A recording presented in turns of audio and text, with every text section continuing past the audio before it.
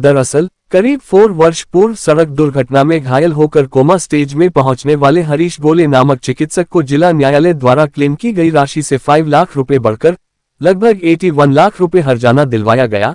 मामले की जानकारी देते हुए याचिकाकर्ता अधिवक्ता अरुण त्रिपाठी ने बताया कि संभवतः देश में ये ऐसा पहला मामला है जब न्यायालय द्वारा क्लेम की गई राशि से बढ़कर हर्जाना दिलवाया गया है। उन्होंने ये भी बताया कि आवेदक कोमा में है तथा चलने फिरने तथा बोलने एवं सुनने से लाचार हो चुका है एवं मानसिक रूप से भी कमजोर हो चुका है, जिसका प्रमाण डॉक्टरों द्वारा दिया गया है, जिस आधार पर फरियादी के वकील द्वारा मोटरसाइकिल चालक तथा बीमा कंपनी पर फरियादी को हर्जाना स्वरूप 76 लाख रुपए राशि देने का प्रकरण लगाया गया था। चूंकि आवेदक वर्तमान में कोमा स्टेज में है तथा जीवन भर के लिए मानसिक एवं शारीरिक रूप से अपंग हो चुका है, जिसे न्यायालय द्वारा फरियादी के वास्तविक स्थिति देखकर बढ़ाकर 81,95,000 रुपए देने का आदेश दिया गया। वहीं आगे की जानकारी देते हुए फरियादी के पिता सोहनलाल ने बताया कि पिछले 4 वर्षों से उनका बेटा बोलचाल सुन नहीं सकता, वह मानसिक रूप से भी विकलांग हो चुका है, जिसके हर्जाने के तौर पर जो राशि माननीय न्यायालय द्वारा उन्हें दिलवाई जा रही है उसके लिए वह और उनका परिवार माननीय न्यायालय एवं एडवोकेट अरुण त्रिपाठी का आभारी है।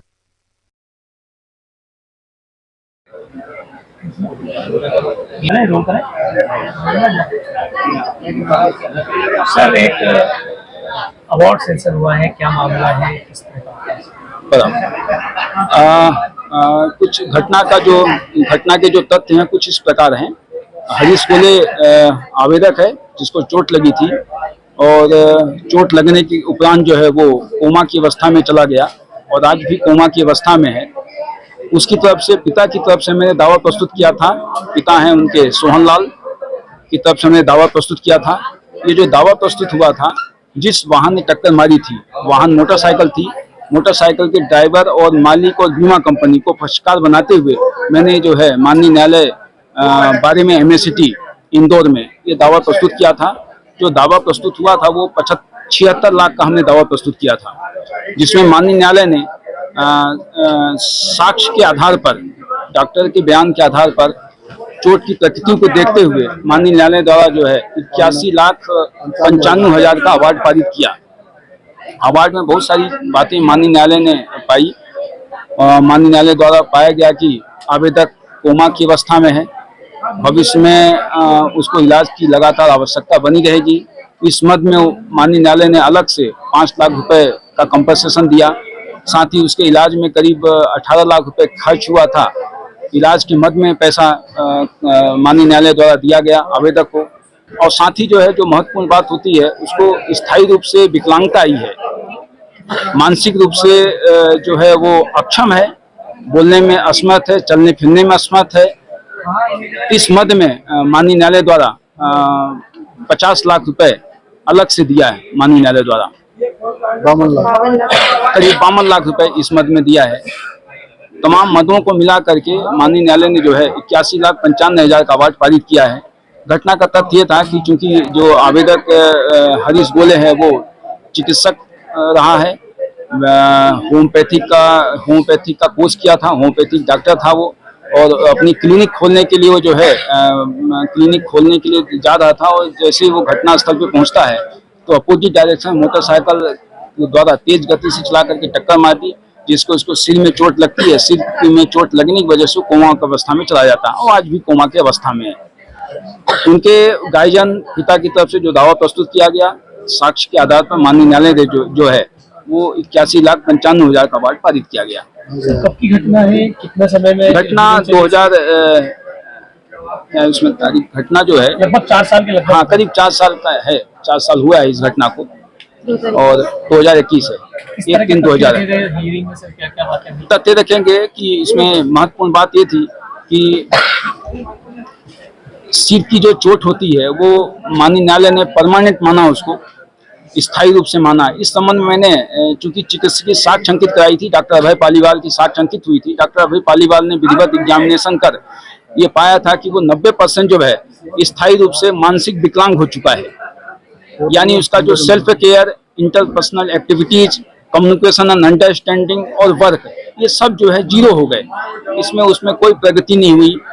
इसलिए जो है चिकित्सक ने जो है 90% स्थायी मानसिक अक्षमता का प्रमाण पत्र जारी किया। किंतु माननीय न्यायालय ने अधिकार ने पाया कि 90% स्थायी रूप से जो मानसिक अक्षम है वो निश्चित रूप से वो भविष्य में आमदनी नहीं कर पाएगा, इसलिए माननीय न्यायालय ने 100% स्थायी रूप से मानसिक अक्षमता मानी, जबकि चिकित्सक ने 90% दिया था और माननीय अधिकारी ने उसको 100% मान करके भविष्य की आमदनी का नुकसानी पाया। सर लगभग कितनी सैलरी माननीय न्यायालय ने तय की थी जिस हिसाब से? जी हाँ, ऐसे मामलों में चूंकि जो आवेदक है वो इनकम टैक्स नहीं भरता था, आवेदक ने स्वयं ने कोई ऐसा आमदनी का प्रमाण प्रस्तुत नहीं किया, लेकिन चूंकि वो चिकित्सक है और चिकित्सक एक जो है प्रोफेशनल कोर्स कहलाता है, चूंकि डिग्री प्राप्त कर ली थी, इस कारण जो है माननीय न्यायालय ने शीर्ष अदालत के जो जजमेंट हैं उन जजमेंटों को ध्यान में रखते हुए इस तरह के जो प्रोफेशनल कोर्स वाले जो व्यक्ति होते हैं उनकी आमदनी की जो नॉशनल इनकम है वो 25,000 रुपये पर मंथ मासिक आमदनी माने। सर क्या कहेंगे, क्योंकि दावा आपने 75,000 के लगभग प्रस्तुत किया था, 95 के लगभग हुआ है, इस तरह के केस कैसे देखते हैं, क्योंकि आपके दावे से भी ज्यादा ये वास्तव में देखा जाए ये मामला पहला है ऐसा कि जो क्लेम वैल्यू है, क्लेम वैल्यू से ऊपर जो है ये माननीय न्यायालय का डिस्क्रिसिव पावर रहता है।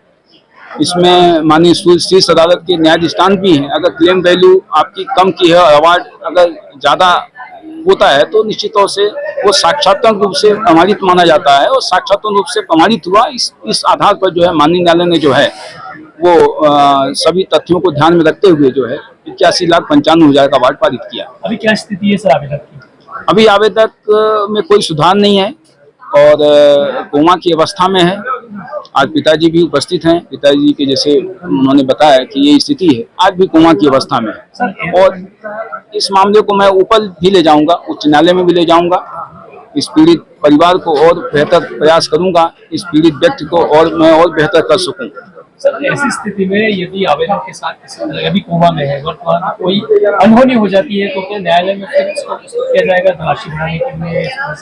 बिल्कुल, ये राशि बढ़ाने के लिए, चूंकि ये अभी हमारे पास उच्च न्यायालय है और शीर्ष अदालत है, हम इसकी अपील और आगे जाने के लिए हाई कोर्ट में अपील करेंगे और हाई कोर्ट अपील में जो भी निराकरण होता है उसके बाद और आगे देखेंगे सुप्रीम कोर्ट के लिए कि और इसको कितना बेहतर कर सकता हूँ। आपका परिचय सर? अरुण त्रिपाठी, एडवोकेट, इंदौर। मुझे क्या हुआ था आपके बच्चे के साथ? और एक्सीडेंट हुआ था हमारा बच्चे का, हरीश गोले का, तो वकील साहब अरुण त्रिपाठी साहब ने बहुत अच्छी मेहनत की है और बहुत मदद की है हमारे साथ में, तो उनको मैं बहुत बहुत धन्यवाद देता हूँ। और आज भी कोमा में पड़ा है हमारा बच्चा और उसको मतलब कोई खिलाना पिलाना सब नली से चल रहा है, बोल नहीं रहा है, चाल नहीं रहा है और जैसा का वैसा ही पड़ा है। ये करीब ये 2 मार्च को हुआ था, तो इसको करीब 4 साल हो गए सर। 4 साल पहले हुआ? जी सर, हाँ 4 साल पहले 2 मार्च को। कौन कौन है आपके घर में? मेरे साथ में मेरी मिसेस है और मेरा एक ही लड़का है मेरा। क्या करते थे वो है डॉक्टर ही था वो। अच्छा, BA में आपने जब ये क्लेम किया था और किस तरह से केस लड़ा गया सर के द्वारा, क्या कहेंगे इनको लेकर?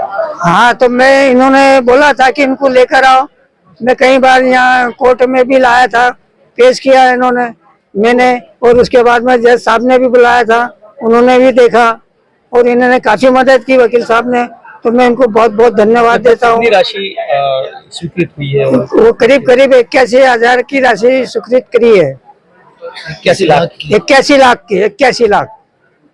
आपका नाम? मेरा नाम सोहनलाल झिपू है, मैं निवासी बलवाड़ी, ग्राम पंचायत बलवाड़ी का हूँ, जिला बड़वानी।